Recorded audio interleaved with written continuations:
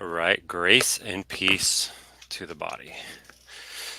So tonight's video is going to be part 2. I just noticed I put in the description part 2:8. I'll have to fix that, but this is part 2 in my responding to the Advent Defense League's videos. They put 2 clips from a longer stream where they're addressing Academy Apologia in his video on the little horn being antiochus. And so excuse me, still getting over being sick. The first one I did was the shorter of the 2, and I had Chris Lucas on here. So tonight it's just going to be me, and we're going to go through the video. I did watch it today, although I was working, so I was in and out, just to kind of refresh my memory on what had been said by them. And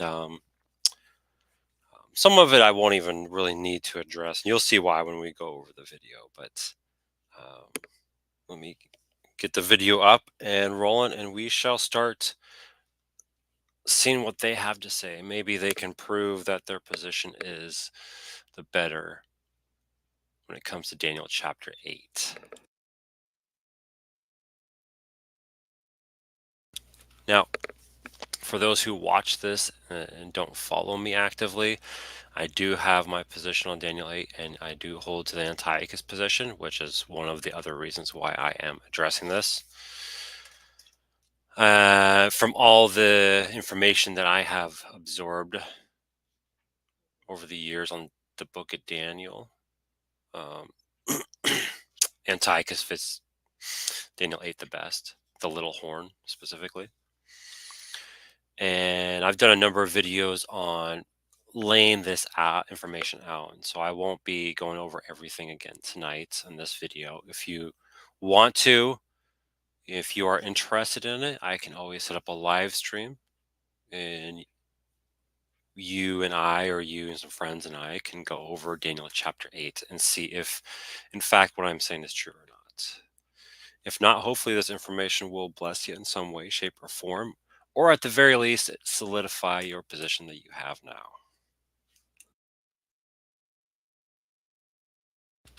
Now, some things that I will be saying about Daniel 8 will need to be clarified because, like I said, if you have not heard my position or studied this topic that much, some things I say might seem kind of odd or doesn't make sense because you just don't have that information in your mind.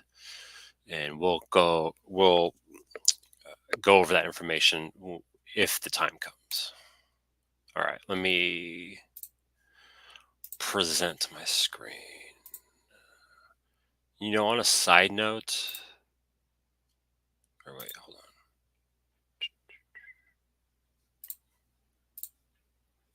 Where am I? There we go. That should do it.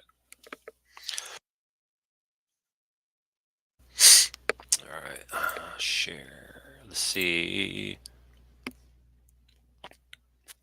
Looks like the audio is on. It should be playing. If there is anybody watching, listening, do let me know if the audio is not working for the video. All right, here we go.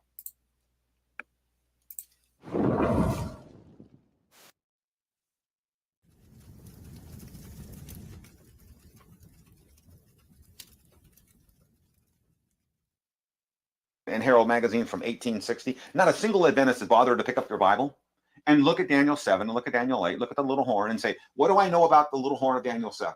When did it come into existence? How did it come into existence? What did it do? Now, I do appreciate Academy Apologia's videos, but I would not say that Adventists do not pick up their Bible. The issue that I see with Adventists is more they pick up the Bible and read it through a lens. And you can see this when you'll see that when we look at this video more, but you can see that when we talk to any SDA. The lens is the teaching from the spirit of prophecy. That is the issue. So they do pick up their Bible, they do read it, they do try to understand it, but it is through that lens, and which is why they come to a false conclusion on many things. Awesome. All right. I appreciate that, Jack. How you doing? Hope you and your family are well. I pray the Lord keep you guys. Let's continue. When did it die? And you do the same thing for Daniel 8. Who is this little horn? Where does it come from? What region of the world, region of the countries? What does it do? When does it die? And look at the differences and go, oh, are they identical? Is it the same? Or is it different? It's different. So you know what? He's asking some very, very good questions. He's saying, we Adventists, we don't look at the Bible. We don't answer these questions. Who is a little horn? Where does it come from? What region of the world? What does it do? When does it die? Do we look at the difference? So I think right now might be a good time to just talk about that. Let's talk about that. So Seventh-day Adventists believe that the little horn of Daniel chapter 7 is the same little horn as Daniel chapter 8. Okay? Now, when he says the same horn, that can be confusing because the little horn in chapter 7, according to them, does not arise until when? Until 537. I'm getting mixed up, 537, 538 AD. That's when the papacy came to power after the three horns were uprooted. The Visigoths, the Ostrogoths, and the Vandals, I believe. Okay, if that is the case, and that is the exact same horn in chapter 8, then that means when you read chapter 8 and you read about the little horn, that's talking about the papacy. But what you'll see, and a presupposition that they are bringing to the Daniel chapter 8 is that there is a transition from the third beast to the fourth beast. So I tell everybody who reads the book of Daniel chapter 8, read through it and see if you can identify a spot where it goes from the third beast to the fourth beast. Now, this is something I've presented in my previous videos multiple times.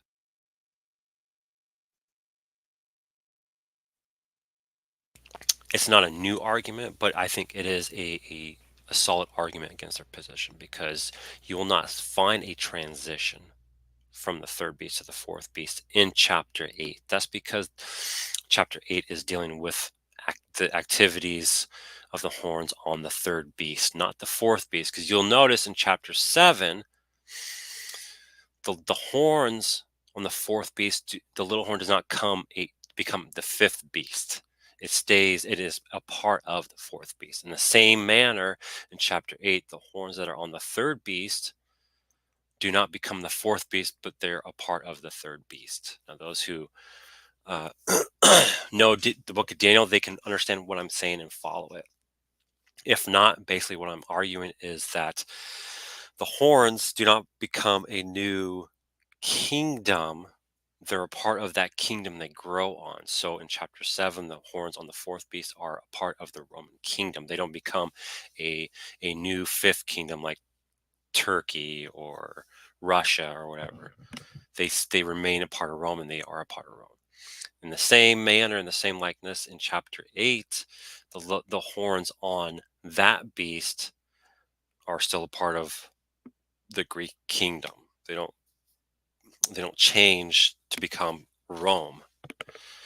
So that is a presupposition they bring to this text.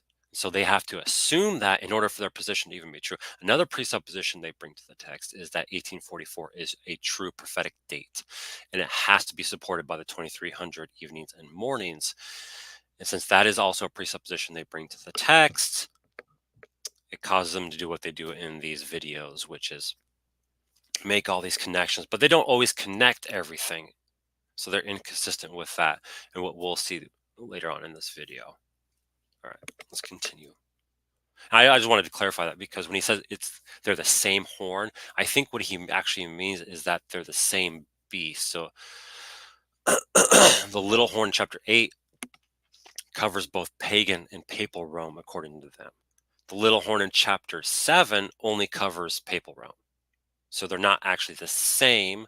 Part of the horn in chapter 8 is the same as chapter 7.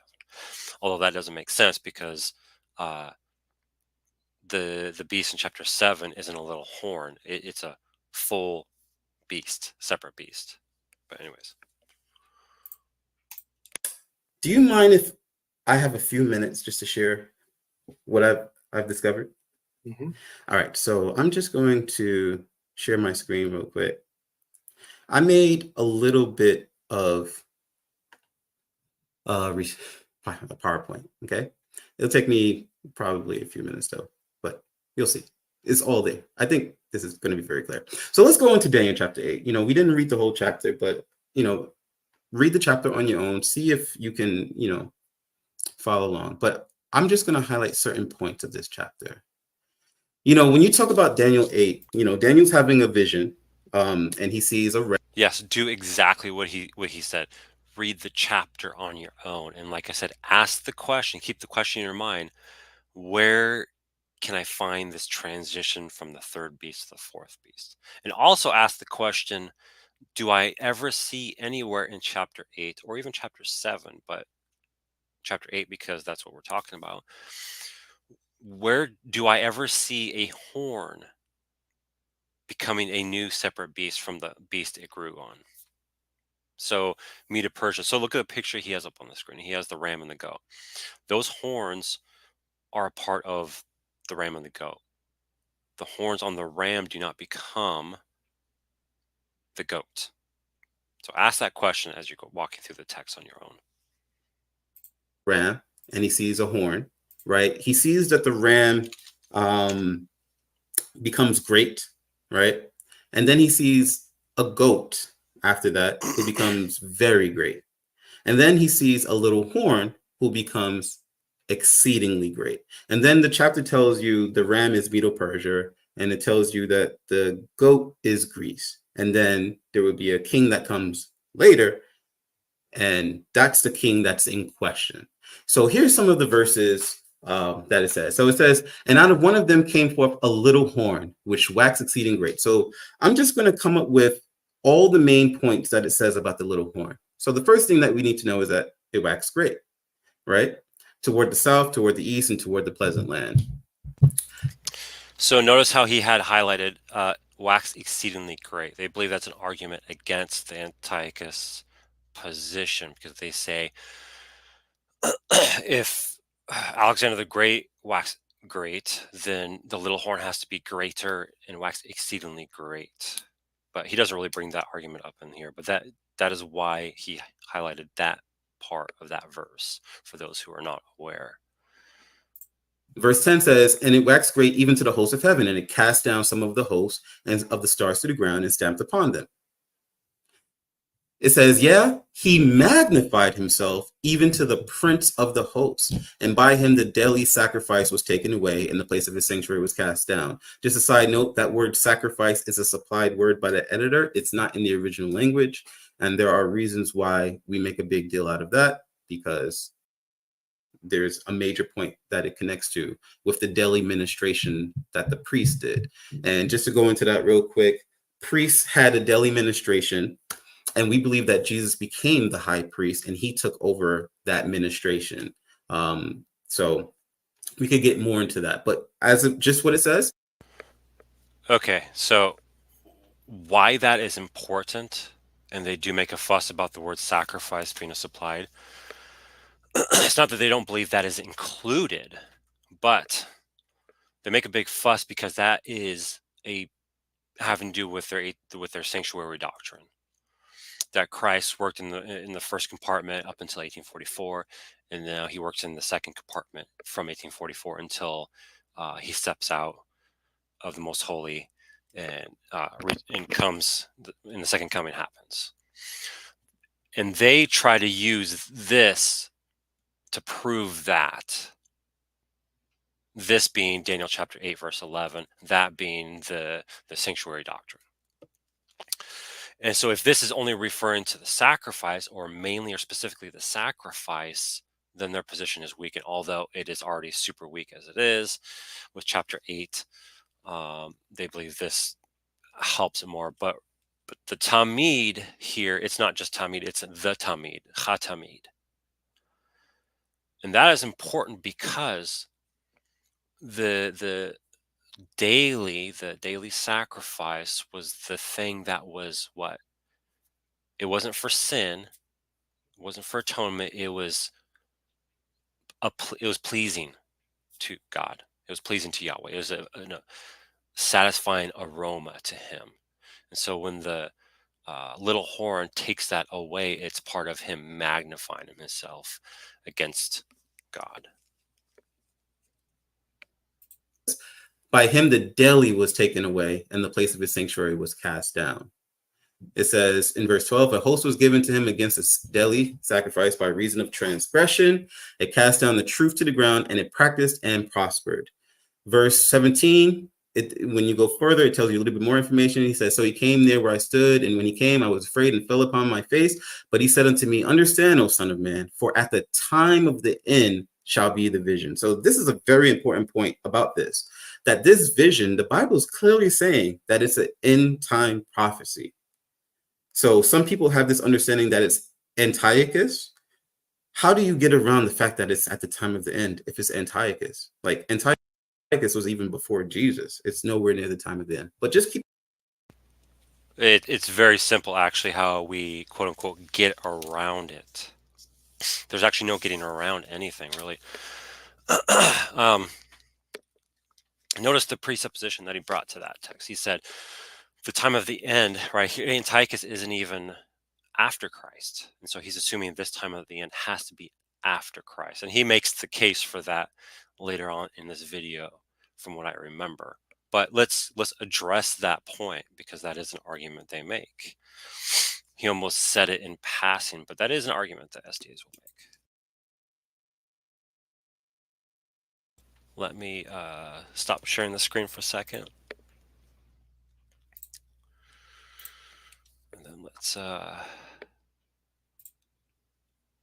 share this. Hi, man, I tell you, this cold that my son gave me, I don't know what it is, but it has been kicking my butt and lingering. It's been almost 2 weeks, and it just won't give up. All right. So Daniel chapter 8, the time of the end. Now, this is part of why I hold to the Antiochus view. And I'll probably be stating this again later on in the video, because they connect Daniel 8 with Daniel 11, which, okay, so let's go to the relevant passages here. Here we go. Verse 17. So he came near where I stood, and when he came, I was frightened and fell on my face. But he said to me, understand, O son of man, that the vision, that is this vision he had in chapter 8 here. Remember, he had these visions years separated from one another. So they're separate scrolls that are written down over a period of time.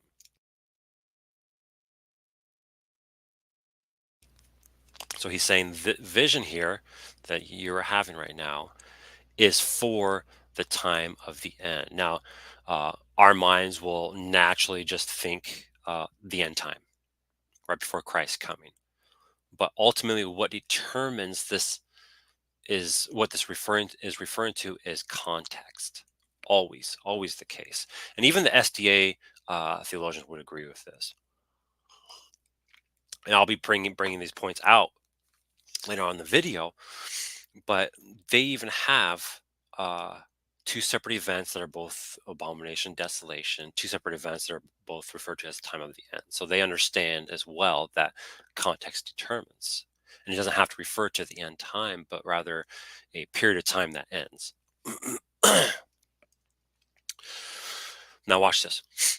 And when he had spoken to me, I fell into a deep sleep with my face to the ground, but he touched me and made me stand up. He said, behold, I will make known to you He's going to make known to you, that is Daniel, what shall be at the latter end of the indignation. For it refers to, so this latter end of indignation, it refers to the appointed time of the end, which up here is called the time of the end. So this latter end of indignation, which is God's wrath upon transgressors, is what this time of the end refers to. And so the question the SDAs have to answer is, who are the transgressors in chapter 8? Okay, because watch this. And at the latter end of their kingdom, now for context, these are the 4 horns early on in the chapter. And this is referring to the rise of the little horn. Okay, so whenever this happens, whenever you believe this happens, notice. And at the latter end of their kingdom, when the transgressors have reached their limit. Now notice that. When the transgressors have reached their limit, so that limit is spoken up here to the latter end of the indignation. So when the transgressors have reached their limit, that latter end of indignation happens, which is the time of the end. A king of boldface, that is the little horn, one who understands riddles, shall arise. So notice, because of the transgressors reaching their limit, what is a reaction to that is the little horn arising. So whenever you have the little horn arising, it has to be arising to bring God's indignation on the transgressors, whoever you believe those are.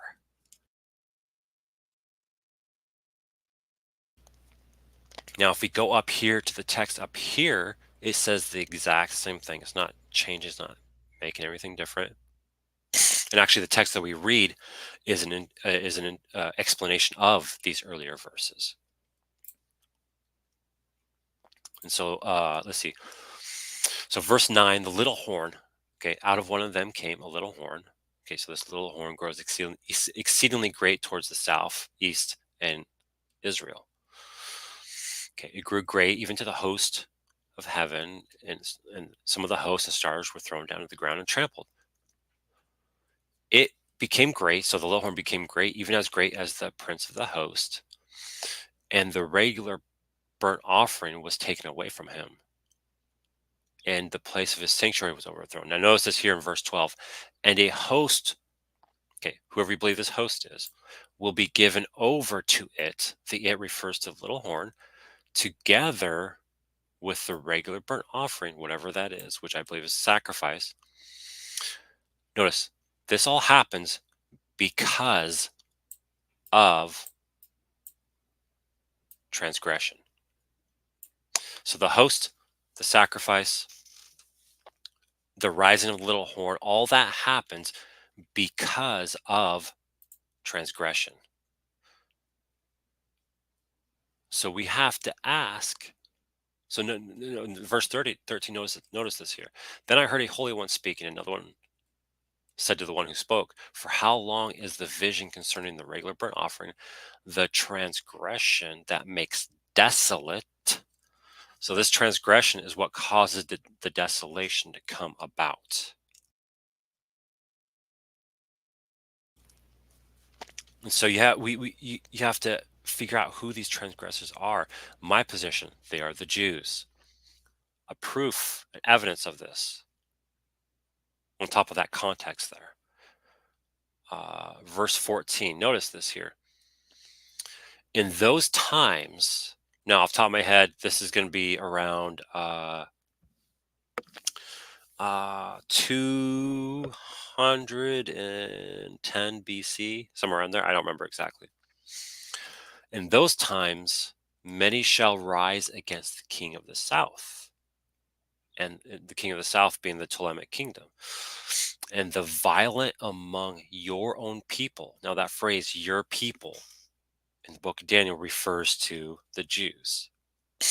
Okay, so the violent among your people, that is the Jews, shall lift themselves up in order to fulfill the vision, but they shall fail. So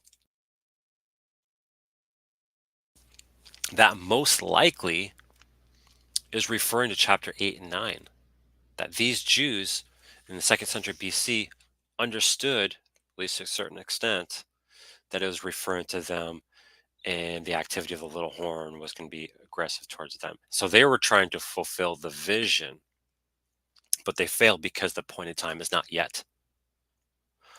The appointed time still has to come. But this is evidence of the transgressors building up their transgressions, but it's yet not at the limit. But that is them building up the transgressions. And then let me see if I can remember off the top of my head. I don't have notes. I don't make notes. So all this has to be off the top of my head. So I do apologize.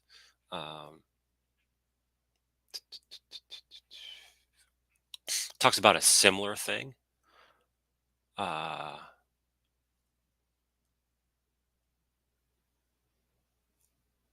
think it's right here. Okay, appointed time. He shall return. Okay, so verse 30. Notice this last part especially. Turn back and be enraged and take action against the holy covenant. Okay, not just covenant, but the holy covenant, which is the old covenant, the Mosaic covenant. He shall turn back, that is this little horn here, and pay attention to those who forsake the holy covenant, which are, again, the Jews. These same Jews, not the same individuals, but later on down in the lineage, this can be around 175 BC, 170 BC. These Jews are forsaking the holy covenant, so the little horn pays attention to that and joins with them. And because of this forsaking of the holy covenant, the indignation or the transgressions have reached their limit, and the indignation of God's wrath comes through the means of the little horn. Because look, forces from him shall appear and profane the temple and the fortress, and shall take away the regular burnt offering. They shall set up the abomination that makes desolate. So this is actually different language, and actually, I shouldn't get too ahead of myself. He actually goes through this kind of stuff, so I'll leave it at that. But the point is that here in chapter 8, there is no transition to the fourth beast. So this is happening in the third beast, which is Greece. And so we all have to ask ourselves, at what time during the reign of the third beast did a little horn arise and bring God's indignation upon the transgressors who broke the Holy Covenant? When did that happen? There's only one time. And if you read the the Seleucid historians, they're more or less baffled on why Antiochus is mainly the only Seleucid ruler who was so wicked and cruel against the Jews.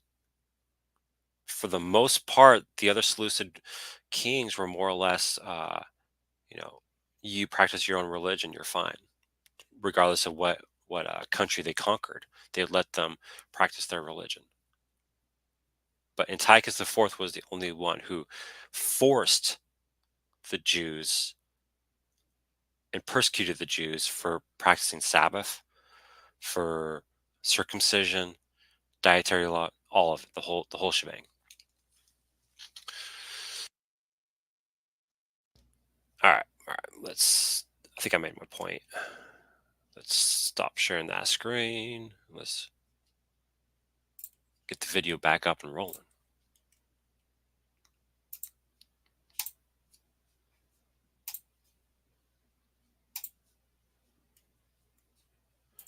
And now I will say real quick, if there is an SD8 in the audience, I don't know if there is, not many follow my channel. I'm not really an active channel anyways, but if there is an SD8 in the audience, do comment. And if you want to come on and comment with me in dialogue, you are more than welcome to come on and dialogue and interact with this video as well. Keep that in mind. Another point that it says in the chapter says, and he said, behold, I will make thee know what shall be in the last end of the indignation. For at the time appointed, the end shall be. So if we just summarize all the points that it says about the little horn in Daniel chapter 8, this is what it says, right? It waxed exceeding great, verse 9. It cast down some of the hosts and of the stars to the ground and stamped upon them, verse 10. He magnified himself even to the prince. Okay, seeing this reminds me real quick. Another presupposition that they are bringing to this topic is that similar or same language means it has to be referring to the same event. And that's not the case at all. They never prove that it can't, that Daniel 8 and the antiochus position cannot be a shadow of a future antichrist to come. They assume it has to refer to the same thing. And actually, as I will point out here in the SDA commentary, even makes note of more than one time of the end from the book of Daniel. Of the host, by him the daily sacrifice was taken away, the place of his sanctuary was cast down, a host was given him against the daily sacrifice by reason of transgression. It cast down the truth to the ground. It practiced and prospered. It would, this would be an end time prophecy. So this is going to be an end time situation. And in the last end of the indignation, right? So I just wanted to put that out because what I like to do is I like to compare everything that's said about this little horn to other places in the book of Daniel to see if there's a match. And I happen to find a match in the book of Daniel 11. Okay, well, why do we only do that with Daniel 8 and 11? And he kind of mentions chapter 7, but why not chapter 9? Because there are matches in chapter 9 as well, too. Right? I could show you matches from chapter 8 and chapter 9 and chapter 11 with 9. Because here's why. Because if that's the case, then chapter 8 and chapter 9, at least in part, have to be fulfilled in the first century because they don't hold to a future 70th week. They hold to the 77s being fulfilled in the first century. So it puts them in a corner if they do that, which is why in the commentary will say, well, yeah, this refers at least in part to 70 AD, but not all of it. And yet you don't see that in the text. It has to be presupposed onto the text. Check this out. I'll start with the context of Daniel 11. So if you see like verse 20, for example, this is what it says. Then shall stand up in his estate a raiser of taxes in the glory of the kingdom. But within a few days he shall be destroyed, neither by anger nor by battle. Anybody know who this raiser of taxes was that is in the Bible? Was it Tiberius? Book of Luke. Luke chapter 3. Yeah. Luke. Yeah, if you look at Luke chapter 2, verse 1, there went out a decree from Caesar Augustus that all the world should be taxed, right? So we can see that Daniel 11 is talking about somebody who's a raiser of taxes. But let's go back to that. So that was verse 20. Look at verse 21. And in his estate shall stand up a vile person to whom they shall not give the honor. Okay, I'm going to be addressing this, but I want him to finish this point real quick. Of the kingdom, but he shall come in peaceably and obtain the kingdom by flatteries. Who was this that came after him? Was that Tiberius? That was Tiberius. You can look at Luke chapter 3, verse 1 for that. Now, in the 15th year of the reign of Tiberius Caesar, etc., you can look at that. Tiberius Caesar came after. Why do I so strongly believe that? Because this is what it says. And with the arms of a flood shall they be overflown from before him and shall be broken. Yeah, also the prince of the covenant. Do not miss this point that I'm saying. Tiberius Caesar was the king during the time of the prince of the covenant. Who was the prince of the covenant, y'all? Jesus. Christ. Jesus. The Bible makes that very clear that the Messiah, Jesus, is the prince of the covenant. You can look at Daniel chapter 9, verse 25. Know therefore and understand that from the going forth of the commandment to restore and build Jerusalem unto Messiah the prince shall be 7 weeks, right? So we already understood that there was the Messiah coming, the prince. And of course, it says later on that he would confirm the covenant with many for 1 week, right? So Jesus is the prince of the covenant. So that was verse 22. Why do I bring that up? Because Daniel chapter 11 is a timeline. So everything that's happening in Daniel 11 was from the time of Greece all the way to the time of the second coming. Okay. All right. I want to make sure he made that point. So they do agree it is a timeline. It's in chronological order, right? The events in chapter 11 verse say 35 don't happen before the events in chapter 11 verse 6. What's up, bud? Hold on a second, guys. What's up, buddy? You pray? Yeah, I'll pray with you when I get done with this, okay? I'll come to your room. All right, go to lay down, buddy. I'll be there soon, okay? What? Okay. Okay, all right. So, all right. I had forgotten the point for a second. So I need to stop the screen.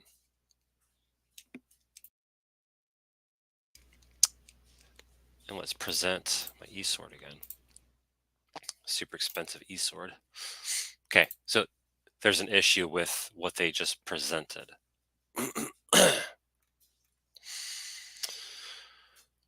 right, so verse 19, they would say is Julius Caesar, refers to Julius Caesar, right? When he shall turn his face back toward the fortress of his own land, but he shall stumble and fall and shall not be found. That happened to Julius Caesar, right? When he's coming back, he dies.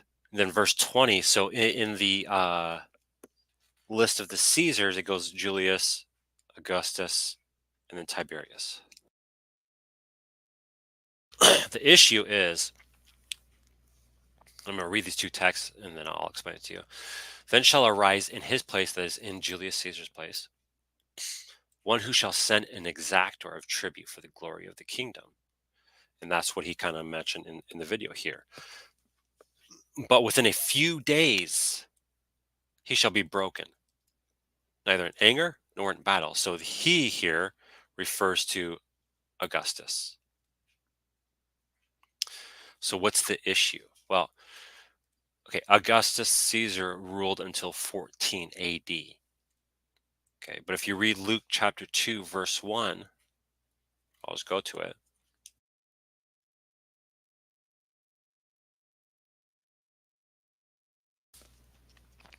All right, notice the birth of Jesus Christ.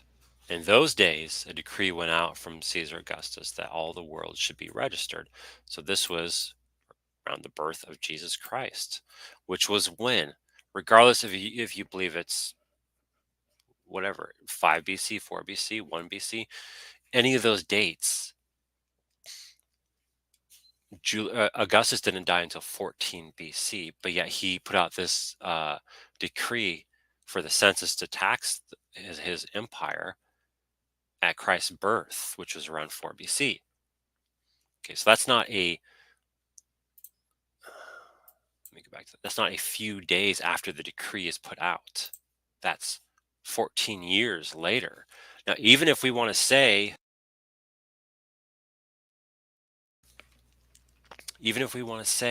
that a day for a year, a few days, so it could be a short time, a couple years, it still does not work because the Augustus has to die within a few years after this exactor of tribute goes out. It just doesn't work. And then it says, in his place shall arise a contemptible person to whom royal majesty has not been given. That would be Tiberius Caesar, and they make their argument for that because he was adopted and all that. Okay, but Tiberius Caesar didn't come into office when? 14 AD. So it just doesn't line up. But the reason why they do that is because this has to be referring to Christ. And the question I would ask is, what are these armies? Armies shall be utterly swept away before him and broken, even the prince of the covenant. It sounds like that's an event happening all at once, where the armies are being swept away, broken, and the prince of the covenant.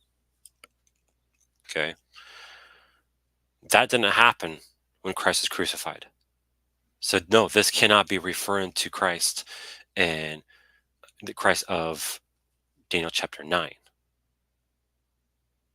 This is not. This is during and in fact, notice this here.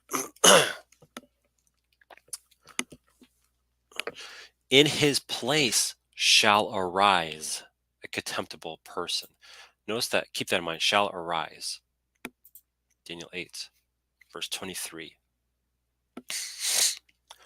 At the latter end of their kingdom, when the transgressors have reached their limit, a king of boldface, one who understands riddles, shall arise. Okay, so this is the little horn right here, chapter 11, from chapter 8. This right here is the rising of the little horn of chapter 8. It's not during the 1st century AD. All right.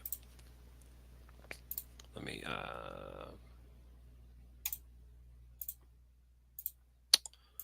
stop sharing that. Let me share. Oops, wrong one. All right. Audio is good, or should be good. Let's go. Let's roll. So if Jesus is mentioned in verse 22, that means anything else that's said is the things that's happening after him. Now look at what it says about the king of the north after the time of Jesus. Tell me if there's a similarity between Daniel 8. Remember, we've established that it's not after the time of Jesus. And this king of the north after the time of Jesus. It says this, an arm shall stand on his part, and they shall pollute the sanctuary of strength. Does that sound familiar, y'all? And shall take away the daily sacrifice. Does that sound familiar? Yep. And they shall place the abomination that maketh desolate. So that's new. The abomination that makes desolate, that's new. But everything else was the same. And some of them of understanding shall fall and try them, and to purge and to make them white, even to the time. Okay, so a point I want to bring out real quick, or else I'll forget. I believe he is saying that verse 31 is the time of the end of 1798. I believe that is the point he ends up making here soon. And if he does, if that is the point he is making, I'm going to read from the SDA commentary, volume 4. I don't have it's a hard copy, so I'm going to read from the hard copy. Okay, it's commenting on chapter 11, verse 31, and it's commenting on the abomination that maketh desolate. And I quote, the work of the papacy is here delineated. This is the first time this expression occurs in the book of Daniel, although similar words appear in the clause for the overspreading of abominations, he shall make it desolate. In the LXX, this cause is rendered upon the temple abomination of desolations.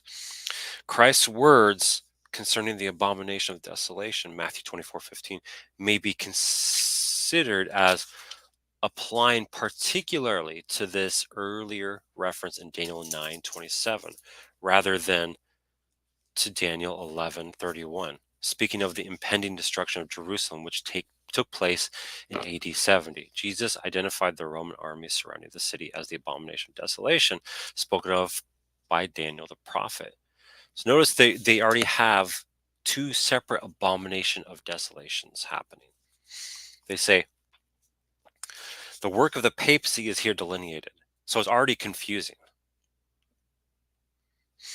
Is Daniel chapter 8 referring to the, quote, work of the papacy? Or is it referring to, quote, speaking of the impending destruction of Jerusalem, which took place in AD 70, quoting from their commentary? Which one is it? Now, I'm going to keep quoting the rest of the commentary. It says, in view of the fact that Daniel 9:27 is part of the angel's explanation of Daniel 8:11 through 13. Okay, so it's only part of. Where do you get that from the text? Where in Daniel 8 do you get that Daniel 9's abomination is only part of? Because remember, the 2300 does not refer to the activity of the little horn or the abomination of desolation. That's not 2300 years.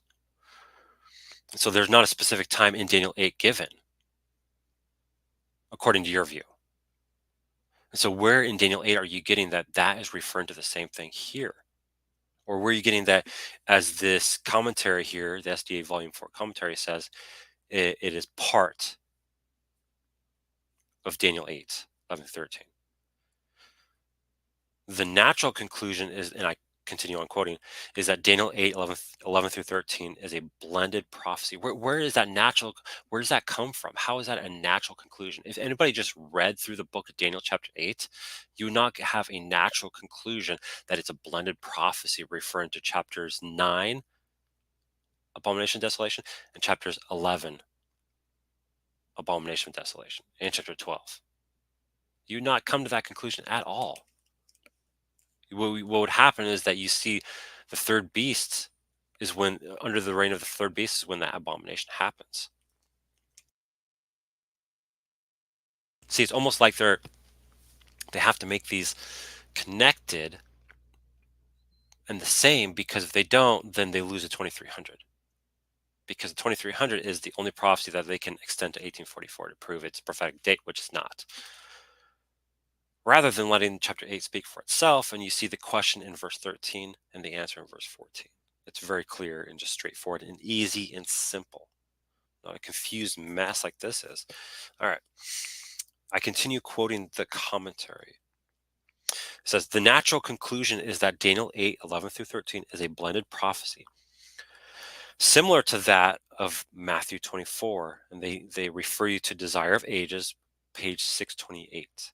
That applies both to the destruction of the temple and Jerusalem by the Romans, and to the work of the papacy in the Christian centuries. How do you get that from chapter 8? That is, no person just reading chapter 8 will get that at all. This is not a natural conclusion. It's actually an inferred conclusion that is based off of an assumption that 1844 is a prophetic date, proved by the 2300. I continue quoting. It should further be noted that Jesus' explicit reference to the work of the abomination of desolation as yet future in his time makes it certain that Antiochus Epiphanes did not meet the specification of the prophecy. See further on Daniel 8:25. Or he wasn't quoting 8:25, and he was quoting 9:26 and 27 in chapter 11. See, the assumption, even in the SDA commentary, which they should have this assumption, is that Daniel 8 is referring to the same or similar or part of, a blend of the thing, same abomination. Horribly confusing, horribly confusing. Time of the end. Is that familiar to Daniel chapter 8? Yep. Daniel, verse 36, and the king shall... Now, real quick, again, Daniel 8 can be a shadow fulfillment of a coming little horn that's spoken of in chapter 9, because chapter 9 does speak of the activity of the little horn, or an antichrist activity, whatever you want to call it. And part of chapter 8 speaks of the same thing as chapter 9 does as well, too. And you can see that by doing the exact same thing they're doing here. You compare and contrast, because chapter 9, verse 26, 27 talks about the abomination of desolations of the temple and the Jewish people, and it's fulfilled in the first century. And also, they don't mention this. They won't mention this connection here. And this does not mean a blended. Actually, I'll show it when I share my eSword again. I'll show it later. Do according to his will, and he shall exalt himself. Is that familiar? He shall magnify himself above every god, and he shall speak marvelous things against the God of gods, and shall prosper till the indignation be accomplished, for that is determined is done. Neither shall he regard the God of his fathers, nor the desire of woman, nor regard any god. He shall magnify himself above all. It sounds very similar to that power mentioned in Daniel 8. And at the time of the end shall the king of the south push at him, right? So if you look at the summary. I would say also that the desolation part is also similar. You find that also in Daniel chapter 8. Daniel 8:13 speaks about the transgression of desolation. So there's a parallel there. Exactly. That's an important point. The transgression that makes desolate, or the transgression of desolation, because it was the transgressors that caused the little horn to rise. And again, who do they say is the little horn in chapter 8? Who is the original arising, the first arising, I should say, of the little horn in chapter 8? Because it's at the latter end of the 4 horns, which is the 4 broken up kingdoms that make the one goat, Greece. Who is that?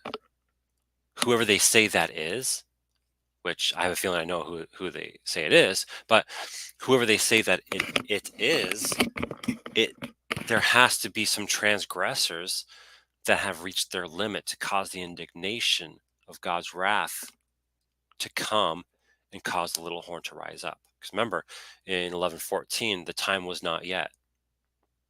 And so the wicked Jews who tried to fulfill a prophecy failed because the time had not come yet. But we see here in verse 31 that the time was there. They were fulfilling that time.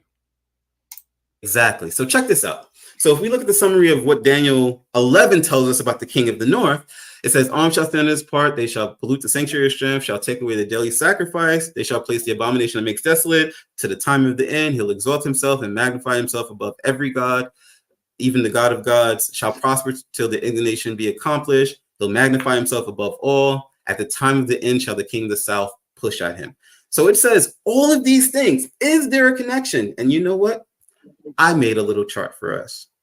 So this is the... Again, real quick, all those things can be connected, or at least some of those things can be connected with chapter 9 as well, which they say was fulfilled in the 1st century. So they have to insert into the text a blended prophecy in 8. Connection. If we look at Daniel 8 about the little horn, it says, he magnified himself to the prince of hosts. What does Daniel 11 say? He shall exalt himself and magnify himself above every god, shall speak marvelous things against the God of gods. He shall magnify himself above all. Is there a connection with these two? Definitely. Yep. Daniel 8 says, by him... Now, does that connection mean they have to be referring to the exact same thing? Or can it be a type antitype? Shadow, fuller fulfillment later in the future. See the assumption they have to make? The daily sacrifice was taken away. Same thing in Daniel 11, shall take away the daily sacrifice. Is there a connection between these two powers? Let's move on. The place of his sanctuary was cast down. They shall pollute the sanctuary of strength. Is there a connection between that? A host was given against him, against the daily sacrifice by reason of transgression. An arm shall stand on his part. A host was given him, an arm is given to him. Is that a connection? Yep. They practiced and prospered in the last end of the indignation. They shall prosper. Now, I haven't looked at the comments. So if there is an SDA in the comment section, I'll say it again. They are more than welcome to come on and interact with myself and the video as well. I won't be rude. I'll be respectful. And you can point out anything that I'm saying wrong or you disagree with. Till the indignation be accomplished. Is there a connection with that? The time of the end, even to the time of the end. So we can clearly see. Now, okay, this might be a minor point. There might be an explanation they could give for this. It may not be like a smoking gun or anything, but remember he said that the chapter 11 is a timeline. And so I made the comment that that means that the events of verse, say, 25 happen after the events of verse 24 or 23, 22. But notice this here, Daniel 11 flows in order. But notice, or Daniel 8 flows in order, but Daniel 11 does not flow in order. He has the events of 31 happening before the events of 36 and 37, but not before the events of 35. So the 35 are the last events to happen. Unless if he's just saying that these are the spots they connect, but even still, this is supposed to flow in order, I thought. That the power being spoken of in Daniel chapter 8. Now, I'll make a comment, but if any SDA wishes to join, I will share the link and you can come on and interact. As the little horn connects in so many ways to the king of the north in Daniel chapter 11. And notice, the king of the north in Daniel chapter 11 is after the time of Jesus. Well, even you guys would, I think, would admit that there is a type and antitype. There is a shadow and a future fulfillment, because your commentary mentions that in chapter 9, in the first century, there's the abomination that makes desolate. And yet in chapter 11, verse 31, I believe it is. Yeah, verse 31. When does this say it's happening? Oh yeah, that's right. That's the one I read, where it's like a blended prophecy. But then you also have the abomination in I get these all confused. In chapter 12, that's mentioned as well too. Is that the same abomination, desolation? Let's see. See if I can find it.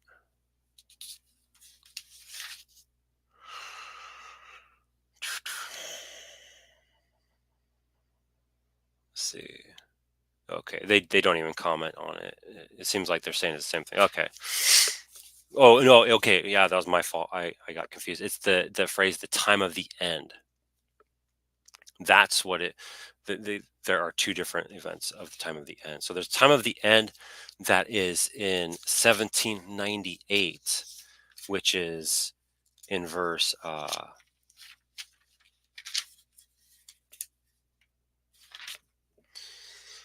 verse 35. Okay, and they say that in verse 35 refers to 1798. That is when the time of the end started. And yet you have another time of the end in verse 40 of chapter 11. Why wasn't that one mentioned? Is that the same time of the end of chapter 8, verse 17, and also chapter 11, verse 35? Because the commentary here does not seem to be making that connection. It seems to be saying it's later on down the road. So would these guys say that the time of the end in verse 40 is the same time of the end in verse 35, 17? I'm not sure that they would. And I think there's even one more time it is mentioned in chapter 12, I think.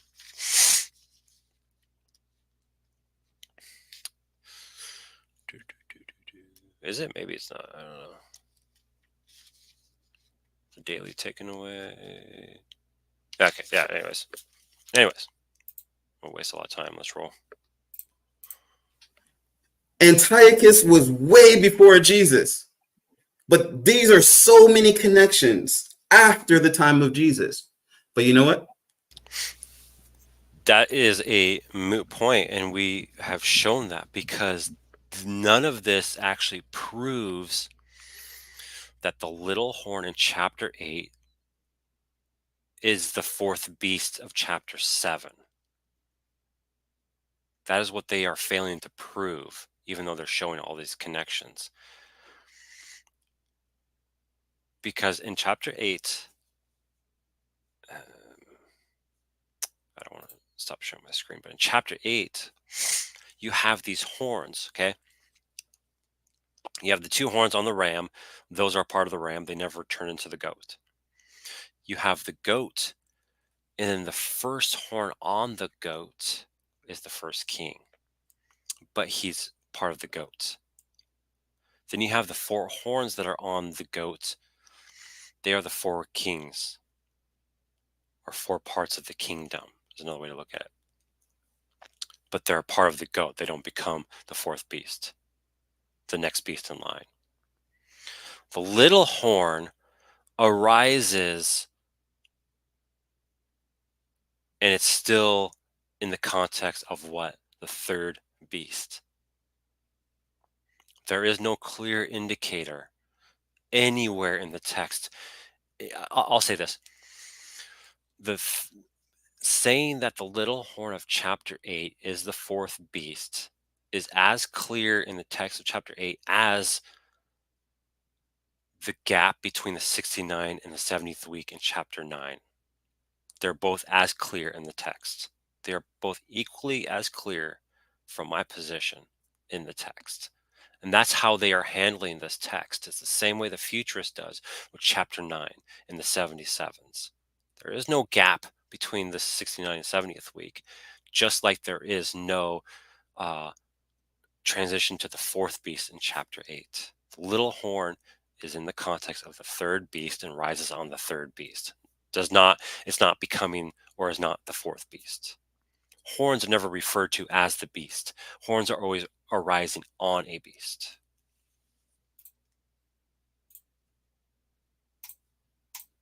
I'll give a few more. That's why I said give me a few more minutes. I'll be done in just 8 more minutes.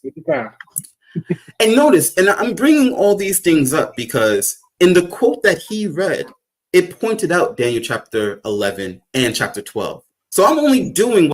No, I'm not even aware of the quote. It's been so long since I watched that video. But I do want to actually, I found it. I want to read this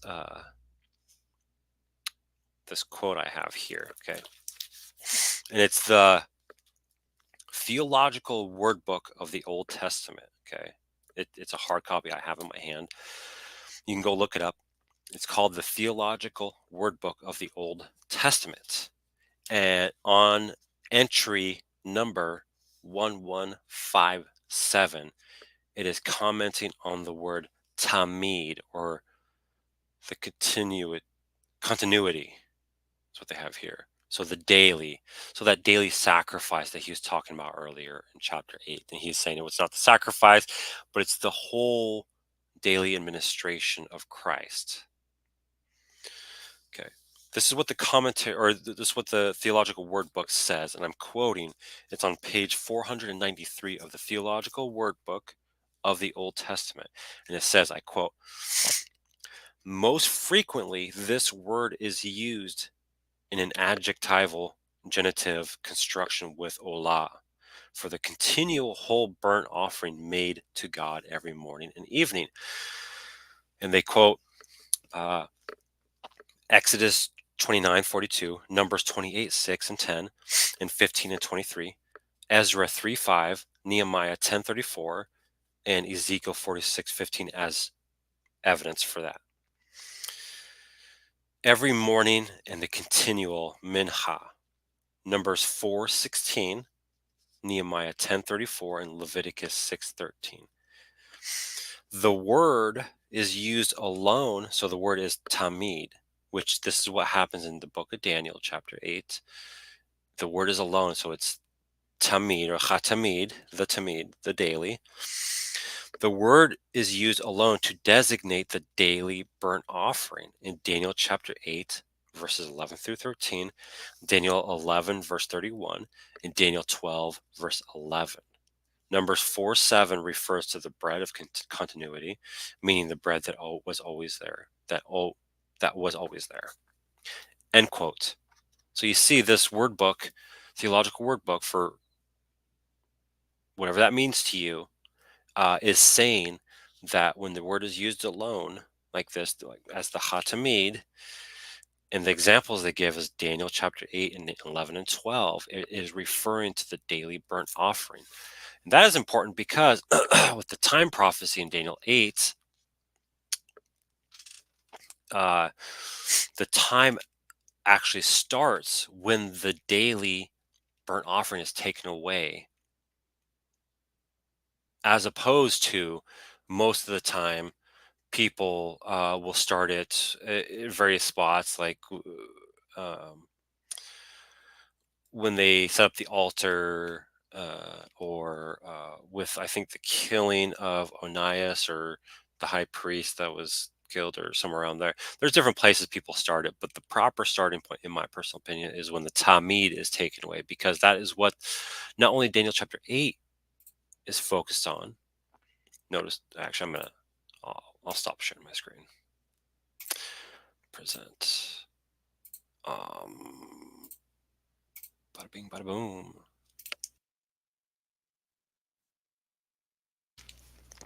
All right. Daniel 8.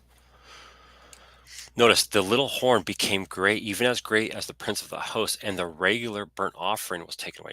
Now that is part of how he becomes so great, even as great as the prince of the host, is he takes away the regular burnt offering, or the tamid, that is an appeasing aroma or pleasing aroma to God. Let me see if I can find that, just to prove that, so that way you don't think I'm just making it up.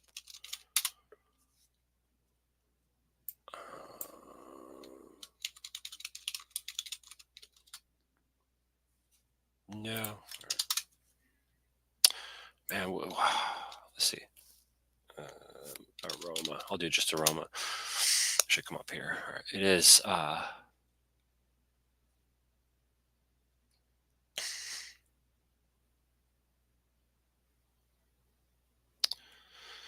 I can't find it here soon, I won't spend too much time.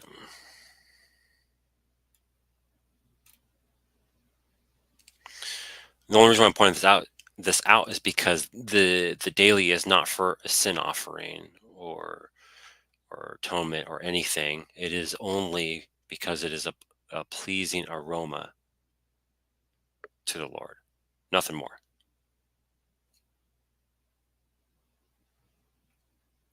Anyways, I might just find it later. I'm gonna spend too much time looking for that. And notice here that is, now if you want to take this in order, that is the first thing that is taken away, and that's how I take this, is that the prince of or the little horn takes away the regular burnt offering, which starts at the 2300. Because notice this here in verse 12 as well. The first thing that is mentioned again is the regular burnt offering, and that's taken away because of transgression. Notice verse 13. It says, "For how long is the vision concerning?" What's the first thing mentioned here? The regular burnt offering. And even in chapters 11 and 12, I believe it is the first thing mentioned. Okay. Verse 31 of chapter 11, "Forces from him shall appear and profane the temple and fortress, and shall take away the regular burnt offering." Notice that is what is mentioned. Chapter 12, verse 11, "And from the time that the regular burnt offering is taken," again, the very first thing mentioned. So there is an emphasis on this regular burnt offering, or the tamid, that is a pleasing aroma to Yahweh.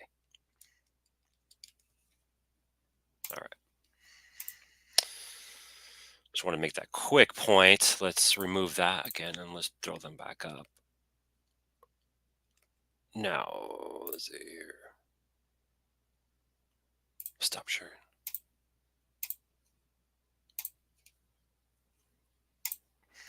All right, let's see. Audio is good. We're ready to rock and roll. All right. What the quote says that he quoted, but he just left those part out and only focused on these little 2 points. Daniel chapter 12, it says, "But thou, O Daniel, shut up the words and seal the book even." Well, you aren't even, I don't know about the video, but you aren't even focused on all the points, because you're not even making the connection of the transgression in chapter 8 and the 3 negatives out of the 6 stipulations in chapter 9, verse 24. And one of those stipulations is what? To finish the transgression. That is also mentioned in chapter 8. You didn't make that connection. Why not? That's an important connection, wouldn't you think? It's saying the exact same thing. By your standard, it's a very important connection. But the issue is that finishes in the 1st century, right? It kind of messes the whole 1844 and 2300 year thing. Into the time of the end. Many might ask the question, when is the time of the end and what events are happening? But let's see. It says, "Many shall run to and fro, and knowledge shall be increased." And one said to the man clothed in linen, which was upon the waters, "How long shall it be to the end of these wonders?" So this is at the close of that prophecy about everything. The whole close of Daniel chapter 11. He's coming and saying, "Look, how long shall these things be? Shall the end of these wonders?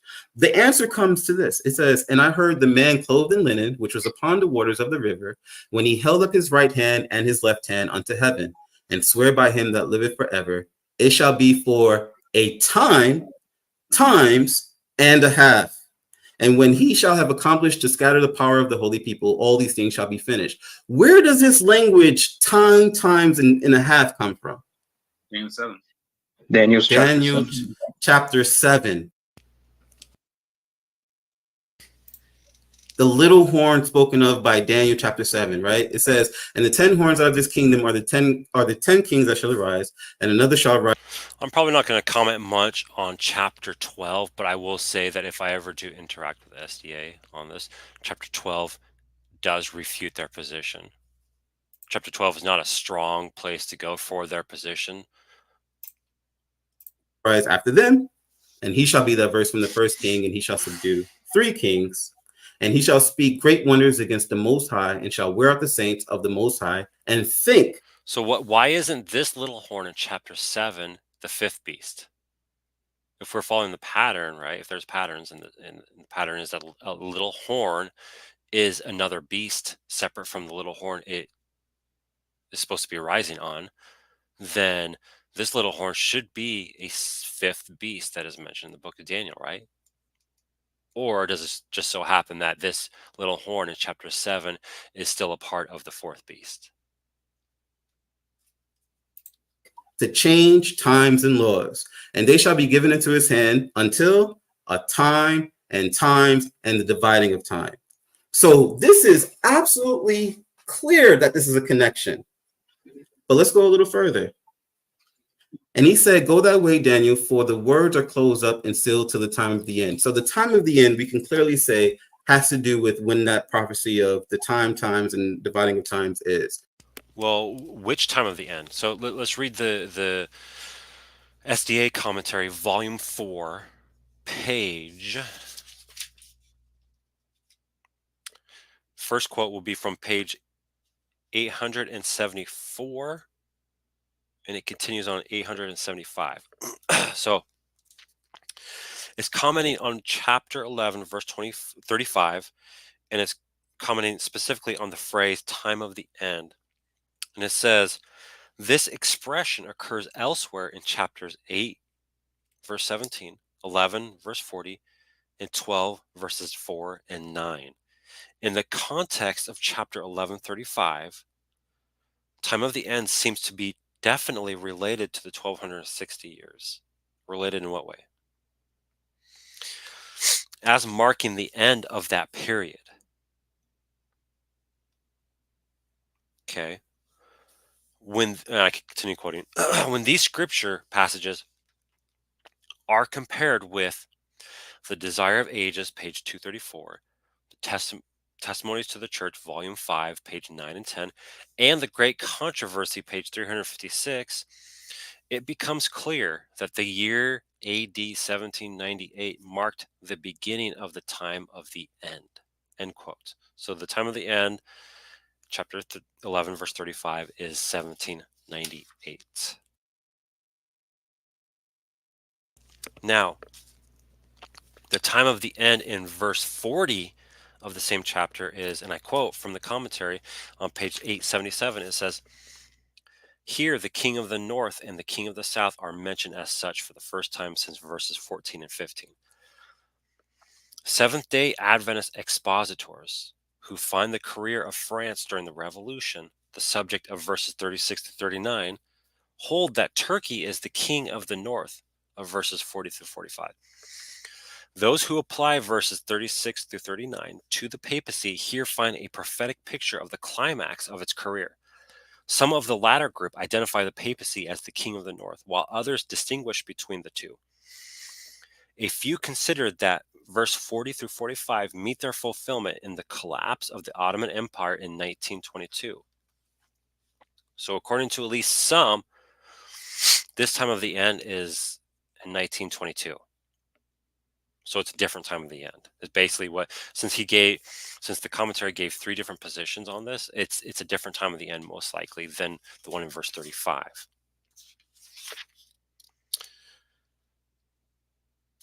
No, all right. So this time of the end here in verse 9 is when they don't. The commentary doesn't comment on it. So when are you guys saying this time of the end is? Let's see. Or after the 1260 days. These are all the same prophecy. Okay. So he's saying that this is 1798 right here, not the one mentioned in chapter 40. Which, if the book is going in chronological order, then is it still going in chronological order in chapter 12? Or did it stop that? After 1798, pretty much. That's the time of the end. The Bible was making that very clear. And this is the time when the papacy had its reign from 538 AD to 1798, 1260 years. If you need more information on that, come visit us every single Saturday at 6 p.m. Eastern time. Maybe we can give you a lot more information. But let me just keep going. But look at what it says is going to happen during this time prophecy. Tell me if there's a connection. It says, and from the time that the daily sacrifice shall be taken away, and the abomination that maketh desolate set up, there shall be 1,290 days. This is doing the exact same thing that the power in Daniel 11 is doing. Yeah, but 1,290 is not 1,260 or times and a half a times. That's a different time. So where are you getting the idea that it's the exact same prophecy? Is it because, again, the language abomination that makes desolate? I mean, it's possible, but you're not really proving it. You're more assuming it into this text here, and it's assumed more because of Daniel chapter 8.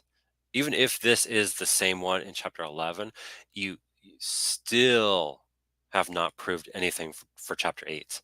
Like all of this, we could give them everything they say about chapter 11 and chapter 7, and it still does not prove chapter 8 is referring to that exact same thing. Not at all. Because you cannot show, this is the crux of the matter, you cannot show that transition to the fourth beast in chapter 8. You have to assume that into the text. So this whole thing is built on assumptions. And the power in Daniel 11 is completely connected to the power in Daniel chapter 8. What we can clearly see is that these are all speaking about the same power. Right? Because when we saw Daniel chapter 11, 31, it says, an arm shall stand on his part, and they shall pollute the sanctuary of strength, and they shall take away the daily sacrifice and the place of the abomination that makes desolate. So I haven't even been giving my positions on a lot of this because this stream would take a lot longer. But verse 31 of chapter 11 is referring to the activity of the little horn of chapter 8. But that is during the reign of the third goat, or the third beast, which is the goat. Third goat.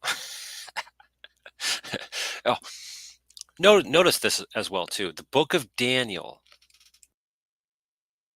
Okay, the book of Daniel says a lot about the first beast, the third, and the fourth. But have you ever noticed that the second beast is never focused on? And when it is, it's very minor. Really, the first beast, the third, and the fourth. And why is that? Well, from the book of Daniel, at least, we can see that those three are focused on because that is when uh, little horns, so persecuting powers, arise, or the beast system itself, just as a whole, persecutes, or is used by God because Babylon, Nebuchadnezzar is called a servant of God. They are used to pour indignation and the curses on the Jews for their transgressions. Because, I mean, look at this.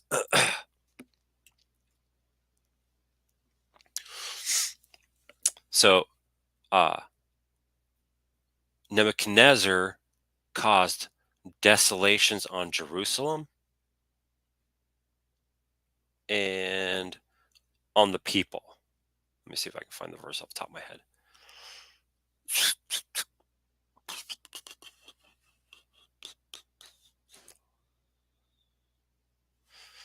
where is this, verse 18?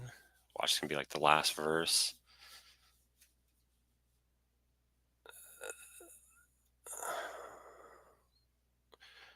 So we saw it. What was it, verse 2?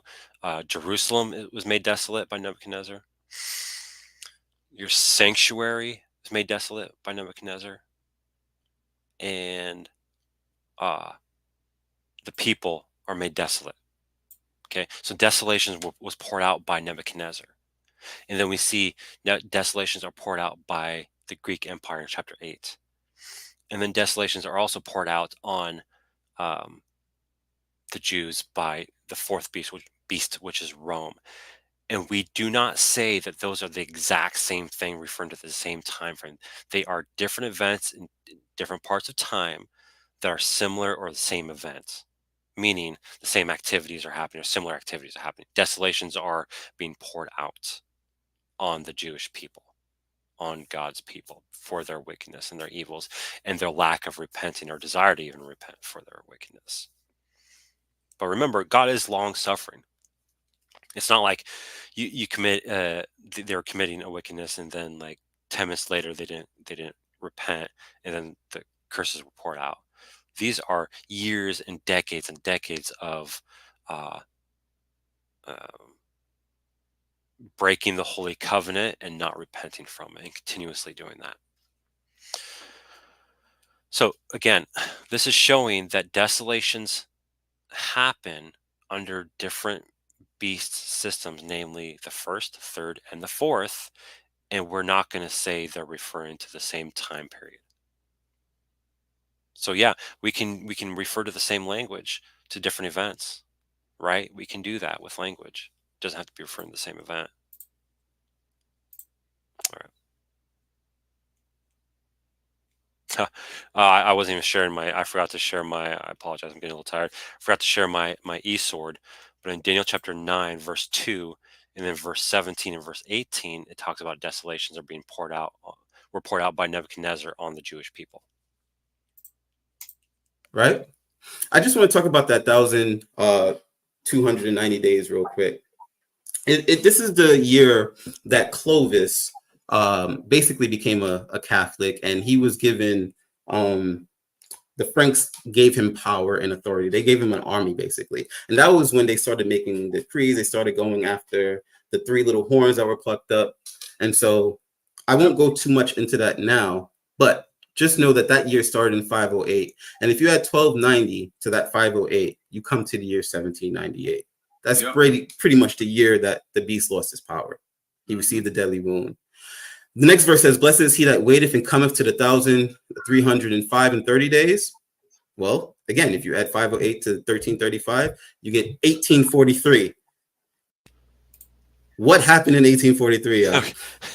Okay. See how they get all excited when they see these dates? It's like I don't mean to laugh. But it's just they see these 1798, 1843, and 44, and they get all giddy and excited because they think it's proving their case. But remember back when he went to Luke chapter 2, verse 1 to prove that the taxation spoken of in Daniel 11, verse 21 is referring to what Luke chapter 2 is referring to. Well, let's all right, so he's on let's see here. I'm going to go to Matthew 24. Let's see if I can find it real quick. I think it's verse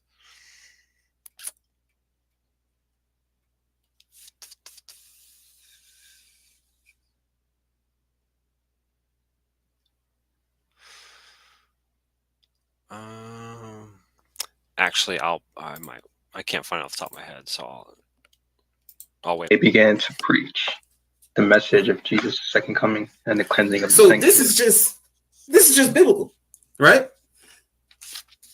We could talk more about what happened in 1843. I just also want to bring up what Jesus said about the abomination of desolation. If you look at Matthew 24, verse 15, "When you therefore shall see the abomination of desolation spoken of by Daniel by the prophet stand in the holy place," then in the next verse he says, flee to the mountains. But even Jesus is saying, actually, what he says is not just flee to the mountains. But he says, let those who are in Judea flee to the mountains. See, he's not even quoting the text properly. So are we going to go to Judea so we can flee to the mountains? Or was this abomination of desolation in the first century?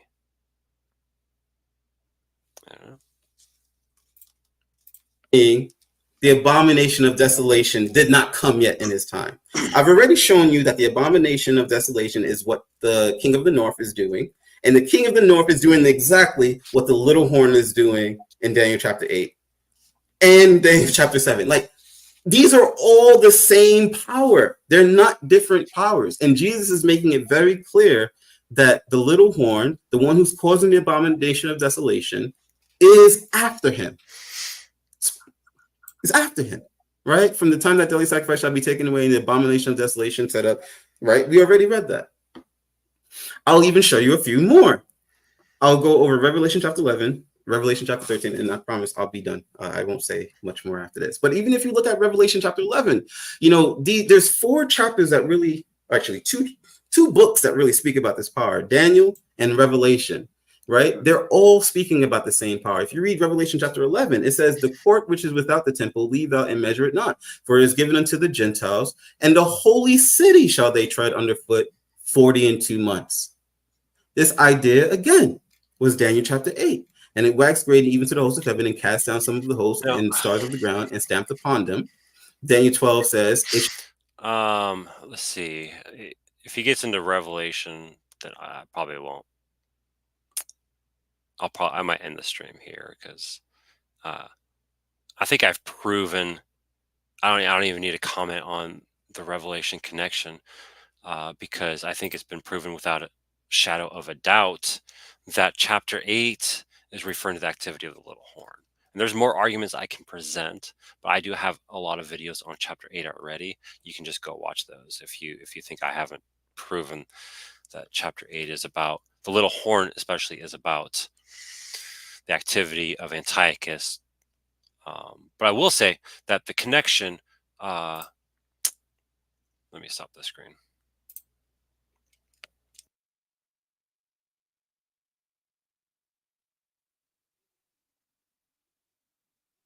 All right. So real quick, I'm gonna show you before I forget. So notice this here in chapter 9, verse 2. Notice Jerusalem was made desolate. Who was that? Who was he made desolate by? Well, Nebuchadnezzar. Then you go down to verse 17. It says the sanctuary is made desolate, and the people are desolate by Nebuchadnezzar. So that I'm just showing you that, so that way you know I'm not making it up or anything. But the activity of the little horn is on the third beast, and this is also talked about here in chapter 11. Specifically, it starts. Notice here. At the time appointed, he shall return and come into the south, but it shall not be this time as it was before. For ships of Kittim shall come against him, and he shall be afraid and withdraw, and he shall turn back and be enraged and take action against the holy covenant. This is exactly what happened with Antiochus when he went against the king of the south, who was the Ptolemaic kingdom, and Rome came and stopped him from it. It said, and he did after that was upset and went against the holy covenant. And he shall turn back and pay attention to those who forsake the covenant. Well, the book of Maccabees, first and second book of Maccabees, records these happenings right here in that book. And also Polybius is another source you can look at that records the events of Antiochus. Now, so right here is the arising of the little horn,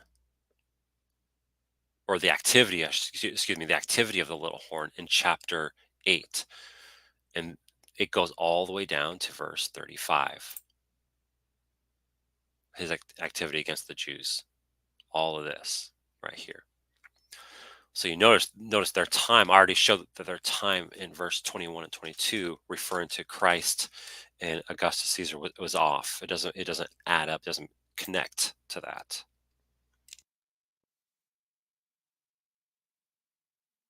But let's see if I can find it real quick. This might be my last point. Let's see. So in their commentary, I was glancing over it today. They have, like I said, in verse 21 and 22, that's the fourth beast. So that's Rome. And let's see here. I think I remember where it's at. But remember real quick, in chapter 9, this abomination of desolation here, chapter 9, happens under the fourth beast in the 1st century, which right here, desolations are decreed, abomination of desolations, okay? That's the 1st century. And so if we're going to link all of this with only verse 21, I'm not seeing that connection at all there. Rather, the connection makes more sense if you read verses 29 to 35. You'll see the connection is made a lot better. Let's see here. Let's see if... So there is a section here. I may not be able to find it real quick, unfortunately.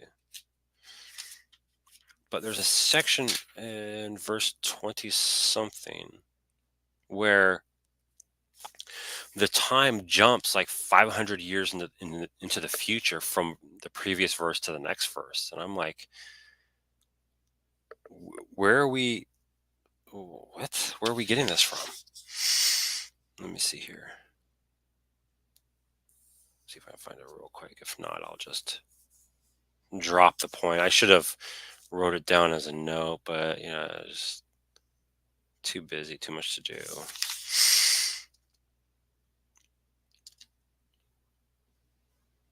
So let's see here. This might be flatteries. Okay, yeah, here we go. So remember in verse 31, they have this, at least in part, which you don't see just in part here, but just in part, verse 31 for the SDA commentary, this is referring to what's happening in chapter 9. Okay. The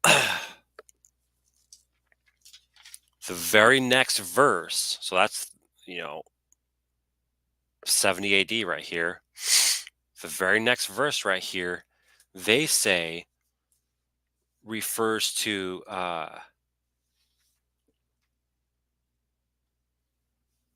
did I just lose it? Oh, here we go. So it refers to papal encroachments, and I'm quoting here from the commentary, papal encroachments and maintain a bright faith as, for example, the Waldenses and the Albigenses and others. So this was papal encroachment on the Waldenses and the Albigenses. That's like, what, 13th, 14th century, 15th century, 12th century, somewhere around there. I mean, that is a huge jump just between these two verses right here. I mean, is that a, I don't know if that would be considered a gap, but that's a huge jump. It doesn't even make sense if you read the text. Look, forces from him shall appear and profane the temple and the fortress, so that's the little horn, and shall take away the regular burnt offering, and they shall set up the abomination that makes desolate. Okay, that's the little horn activity. He, that same him right here, shall seduce with flattery those who violate the covenant. But the people who know their God shall stand firm and take action. Where is this gap? This, like, what is it? 1,000-year gap? Where's that at here? It's just flowing. It's the same person, the same activity. But anyways, I think that is going to wrap it up. Like I said, at the last 4 or 5 minutes of the video, they just go through connections with chapter 11 and 13 of the book of Revelation, which is really irrelevant because they have yet to even show the rising of the fourth beast in chapter 8. So I appreciate everybody who listened and commented. Grace and peace to you, Kevin and Ryan. Thank you guys for listening. I appreciate that. Hopefully this was edifying for somebody and the content was brought some truth to light and exposed some falsehood. Have a good rest of the night, guys. Grace and peace. God bless.